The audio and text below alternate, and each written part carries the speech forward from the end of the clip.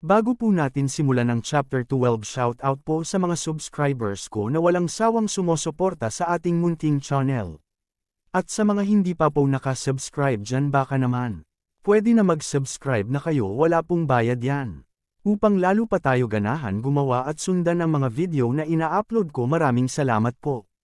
Nagsisimula ang ating kwento sa isang mansyon na binabantayan ng dalawang gwardya. Sinabi ng isa na napakagandang mamatay ngayon. Napansin naman ng isa na may paparating sa kanila. Makikita natin na si Aerith, Dean Hart sa Human World, ay papalapit na sa kanila. Hold! Ito ay ang estado ng mga Hart, wika sigaw ng mga gwardya. Ang Count ay wala ngayon sa tirahan niya na ito. Ang tagalabas ay hindi hinahayaan na makapasok sa wika ng dalawang bopals na gwardya. Sinabi ni Aerith na buksan nila ang gate. Ngunit sinabi ng isang gwardya na anong pag-uugali yan. Hindi ba siya nababahala na maging kalaban ng Count Hart family? Sinabi ng gwardya na kung lalapit pa siya ay aatakihin nila siya. At nagpakilala na si Dean Hart at sinabing, sinusubukan niyang pumasok sa kanyang bahay. Sino kayo para hadlangan ako? Napasigaw ang dalawang gwardya na among Panginoon. Mabilis na nagdatingan ang kanyang mga kasambahay. At binati siya habang naglalakad. O wika ni Aerith, ngunit sa isip niya na gusto niyang ipasabi na wag na siyang batiin. May nagsabi na nakabalik na aking Panginoon. Wika ng matanda na butler ng pamilya ng mga Count Hart. Iniisip ni Aerith na nanatili ang kanilang butler kahit na mula nang manahin niya ang kanilang estado. Nang makita niya ito ay naramdaman niya na totoong nakauwi na talaga siya. Binati niya ito at sinabing napakatagal na ng panahon. Sumang-ayon naman ang butler at sinabing napakahabang panahon na nga. At tinanong niya ito kung nakumpleto na ba niya ang kanyang misyon na paglipon sa mga monster. Sumang-ayon naman si Dean at sinabing oo. Iniisip ng marami na siya ay nasa isang misyon na paglipon sa mga monster na iniutos ng Emperor. Sinabi ni Aerith na natapos na niya at siya ay nakabalik na. Napansin naman ng butler na nasugatan si Dean. At hinawakan niya ang muka ni Dean. Na ikinagulat naman niya at sinabi ng butler hindi na niya kayang tapusin ang mga monster dahil sa siya ay matanda na. Tinabig ni Dean ang kamay ng butler at sinabing okay lang siya. At hindi na siya bata. Sumang-ayon naman ang butler at sinabing isa na siyang Count ngayon. Tinanong niya si Dean na kung gusto niya ng pampaginhawa at dadalhin na lang sa kanyang kwarto dahil sa kanyang nakakapagod na paglalakbay. Tinangihan naman ito ni Dean at sinabing pupuntahan niya ang Emperor ora mismo. At iniisip niya na gusto na niya ang nagsisinungaling ngayon. Tinanong siya ng butler na ngayon na ba? Sumagot naman si Aerith ng oo ngayon na. Ngunit alam niya sa sarili na alam na rin ng Emperor na papunta na siya. At kailangan niyang makarating sa imperyo ngayon. At napahinto sila sa isang malaking pulang tela. Bukod sa, at makikita ang malaking larawan ng kanilang pamilya. Kailangan ko siyang tanungin patungkol kay Cruel. At umpisa nang umalis si Dean at sinabi ng butler na, ngayon din aking Panginoon, sa loob ng Empire, nakarating na si Dean Hart, wika ng isang lalaki, na nakaupo, na mukhang binabae na, kinakikilala na isang duke, na si Illuster Starb. Ang aso ng Emperor ay sa wakas ay bumalik na upang makita ang kanyang amo. Wika niya, so ano ang gagawin natin ngayon, tanong niya sa kanyang mga alipors. At nasa tabi niya si Cruel Hart. Ang iyong nakakabatang kapatid ay nagbalik na. Sinabi ni Cruel na hihiling siya ng isang request sa Assassination Guild. Sinabi naman ni Illuster na, o aking Cruel, papaano kung ang iyong buntot ay mahuli? Meron tayong isa pang baraha sa ating manggas. Di ba Shailene? Sumagot naman si Shailene na ihahanda na ba ang Revolutionary Army sir? At sumang-ayon naman ang duke na si Illuster. At ipinapakita ang Revolutionary Army. Kung ang grupo ng mga tao na yon na silang handa na mamatay para mapatay nila ang mga may kaugnayan sa emperador. Kaya hindi mahalaga kung ang ating buntot man ay mahuli o hindi. Hindi ko akalain na si Cruel ay may mga mamimiss na mga bagay na siguradong lantaran. Humingi naman ng patawad si Cruel at sinabing tatawagan na lang niya ang Revolutionary Army.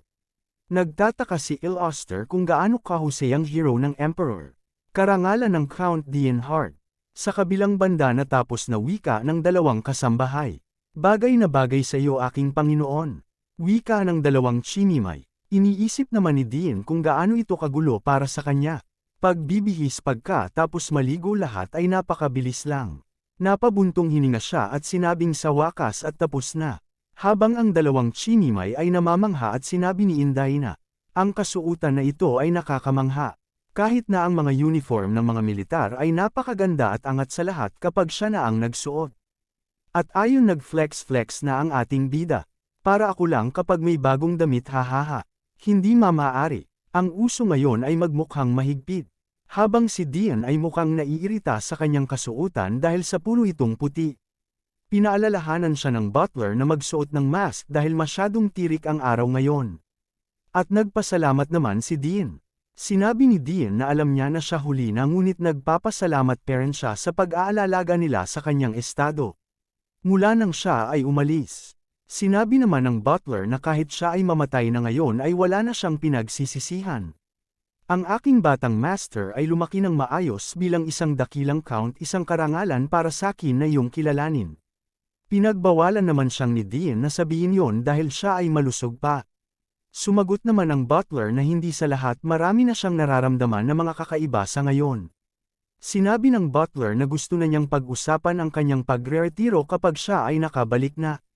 Naikinagulat naman ni Oret magre-retiro ka na, wika ni Oret. Hindi pwede napapamahalaan niya ng maayos ang mga personal na mga bagay-bagay. Saan ako makakahanap ng ganoon na napakahusay na talento? Tandaan mo, hindi mo ba maiisip muli? Wika ni Dian nang bigla sinabi ng butler na nagbibiro lamang siya.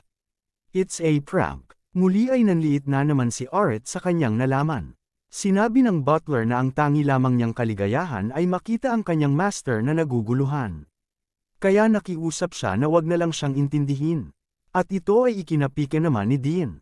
At sinabing ang matandang bastardo na ito, wika niya, sa kanyang isip. At itinulak na ng butler si Dian at sinabing ang kanyang sasakyan ay nakahanda na at umpisahan na niyang pumunta sa imperyo. At papalabas na sila sa kanyang mansyon. Sinabi ni Dian na hindi niya kailangan ng napakaraming mga gwardya, ang kailangan lang niya ay iilan na makakasama niya ng matagal-tagal. Ngunit wika naman ng isang guard na mukhang may ranggo. Sinabi naman ni Dian na, kakaunti sa imperyo ang nakakaalam ng aking pagbabalik, at hindi ito magtatagal. At sumanayon naman na sila. Ang kalahati ng mga kawal sumunod sa akin at ang iba ay manatili sa kanilang mga ranggo. Sigaw ng isang kawal habang si Dian ay nasa loob na ng karawahe at napatawa at nag-iisip na. Kinailangan kong sumipsip sa Demon King sa demonic realm. At ngayon ay sisipsip naman ako sa Emperor ng Imperyo. Naku Oret, sip-sip ka pala. Ngunit ang Emperor ay walang kinatatakutan katulad din ng Demon King. At pinapakita ang kasalukuyang Emperor, Eduardo Desiree. Siya ay isang Emperor na inagaw ang trono sa pamamagitan ng pag-aalis ng lahat ng kanyang kakumpetensya. Siya ang ikasyam na prinsepe, na pumatay sa kanyang lahat na kapatid na lalaki at babae. At kinurunohan niya ang kanyang sarili habang nababalot ng dugo ang kanyang kasuutan. Yun ang pangunahing balita na pinag-uusapan sa loob ng 10 taon. Sa pagtatapos ng koronasyon na nagsimula sa pagdanak ng dugo ng mag-asawa, ang hari ay nakorunohan. Sinabi ng Emperor, nakuha ko ang posisyong ito sa pamamagitan ng pagbuhos ng maraming dugo. Kaya't nais kong itakwil ang pangalan ng lumang kaharian, at ipahayag ang bansang ito sa ilalim ng aking pamamahala ng isang bagong pangalan. Ang bansang ito mula ngayon ay tatawaging imperyo. Ipinahayag niya na ang bansa ay tatawaging imperyo mula sa kanila. Ang imperyo, pinangalanan niya ang bansa sa gayong katawa-tawang utos. Malinaw naman, ang ibang mga bansa ay hindi lamang tatayo at manunood. At sa gayon nagsimula ang digmaan. Binago ng digmaan ang buong takbo ng aking buhay. Ang hindi kapani-pani walang mahabang 8 taong digmaan. Naisip ni Dian na, kahit nakalahati ng aking mga alaala ay nabura dahil ito ay napakakakilakilabot. Wala akong gustong maalala, ngunit nilamon ng imperyo ang 1/3 ng kontinente. At naging tunay na imperyo sa pangunguna ng totoong emperor. Salamat sa aking mga tagumpay sa mga digmaan. Ako ay binigyan ng titulo ng marangal na count. Kahit na hindi ko maalala ang aking mga pakikibaka, sigurado akong nakipaglaban ako ng husto upang mabuhay. Hindi ko na matandaan pa ang mga iba, ngunit natatandaan ko ang buhay ko sa aking mga isinagawang missayon. At nagdesisyon ako na suportahan siya. Siyempre dahil doon, kailangan ko na ngayong bumalik at kuta sa pagitan ng demonic realm at ng imperyo. At bigla nagulat si Dian. Tinanong niya kung ano yon. At ano ang nangyayari ngayon. Nakita niya na ang kanyang mga kawal ay nakikipaglaban dahil sila ay tinambangan. Makikita ang marka sa kanilang braso, na asul na bandila at isang ibon na simbolo neto. Ang Revolutionary Army Papa, ano nila nalaman ang aking pagbabalik? Upang harangan nila ang aking daan. Ito ay napakasama, kailangan ko tumulong sa pakikipaglaban. Wika ni Deo, nang bigla may aatake na sa kanya. Napalingon si Dian ngunit huli na ang lahat. Sayay sinakal, at itunulak ng malakas, habang hawak ni Dian ang kamay ng nakahawak sa kanyang leg, e.g. Nagtataka si Dian kung ano nangyayari. Nagwika ang lalaki na nahanap din kita aso ng imperyo. Ang organisasyon ng nabuo mula ng kakilakilabot na 8 taon na digmaan. Ang Revolutionary Army, sa proseso ng pagkuha sa ibang bansa, nawala ang kanilang bayan, at mahalagang numero sa kanilang buhay. Kaya ano pa nga ba ang aasahan sa mga walang ibang mawawala? Ang kanilang ganap na nawala sa kanilang isip, sinusubukang alisin ng imperyo at ang emperador mismo. At bumalik sa kasalukuyan, sinabi ng lalaki na nahanap din niya ang aso ng emperor. Ngunit sa isip naman ni Dian ay minumura niya ang emperor dahil sa situation niya ngayon. Gumawa siya ng walang ingat na bastardo katulad neto. Kung ano man ang kanyang pinaniniwalaan ay wala na akong pakialam. Ngunit ayaw kong maging isang biktima dito, wika sa isip ni Dian. Sinabi ng lalaki na Revolutionary Army na kinabahan siya dahil sinabi sa kanila na siya ay isang hero. Ngunit siya ay isa lamang mahinang nilalang. Sinabi naman ni Art na hindi siya isang aso ng emperor. Patuloy siyang sinasakal. At nang marinig ito ng lalaki ay humingi ito ng tawad at tinanong ang kanyang pangalan. Nasinagot naman at nagpakilala si Art bilang Dian Hart. Hahaha, at muli sinakal na naman siya si Dian Hart sa sobrang galit. At sinabing siya ang aso ng emperor. Sinabi ni Dian na siya ay si Dian Hart ngunit hindi siya isang aso ng emperor. Sinabi ng lalaki, puting buhok at pulang mga mata at masamang pag-uugali. Katulad ng mga bali-balita, ikaw yun, wala nang iba. Habang si Art naman ay hinahanap ang kanyang punyal. At iniisip niya na kapag binaba ang kanyang depensa ay aatake siya.